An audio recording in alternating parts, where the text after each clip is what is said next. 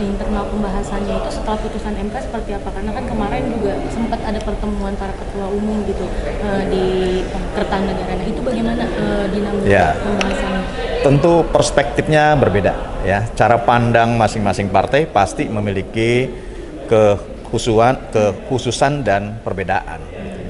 Bagi Demokrat sejak awal telah menetapkan pilihannya adalah mendukung calon presiden Pak Prabowo Subianto dan menyerahkan sepenuhnya bahwa untuk wakil presiden atau calon wakil presiden kepada Pak Prabowo Subianto.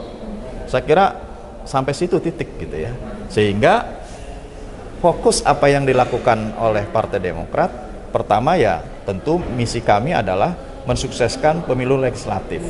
Karena bagaimanapun seluruh partai-partai pasti memiliki target dan tujuan serta sasaran yang harus dicapai di dalam pemilu tahun 2024. Nah yang kedua, setelah menetapkan pilihannya capresnya adalah Pak Prabowo Subianto, Demokrat sampai hari ini ya komit konsisten untuk memenangkan Pak Prabowo sebagai calon presiden.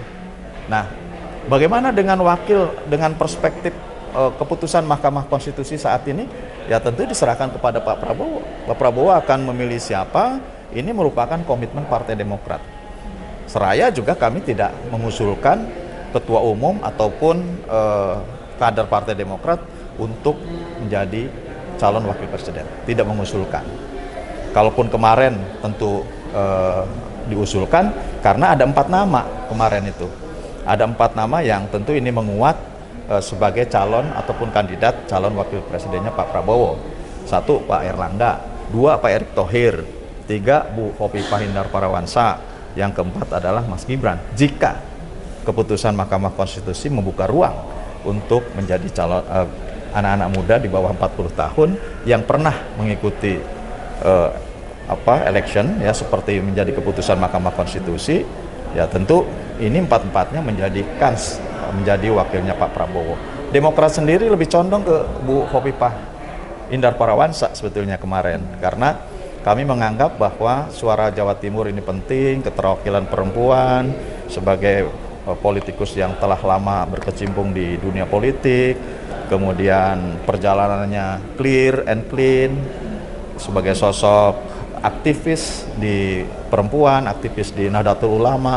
Artinya seluruh instrumen apa yang menjadi kemampuan, kredibilitas, kapasitas, integritas dari Bu Khofifah memadai gitu.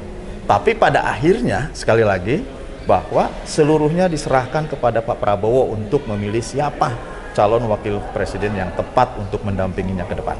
Menjadi usulan dari Demokrat untuk menjadi cawapres Pak Prabowo.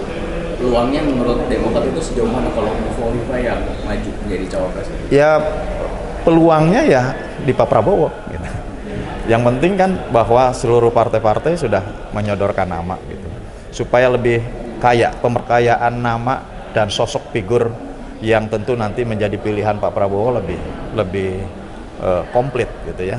Bahwa ada dari kalangan pengusaha ada Pak Erick Thohir yang sekarang juga sukses memimpin BUMN misalkan, dan Pak Erick Thohir juga sekarang dipercaya menjadi Kemenko Marves gitu ya.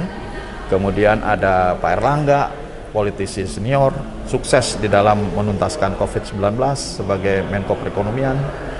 Kemudian ada Bu Khofifah yang sukses memimpin Jawa Timur dengan parameter-parameter kepala daerah yang tentu memiliki kesuksesan tersendiri, dan ya ada wali kota Solo gitu ya.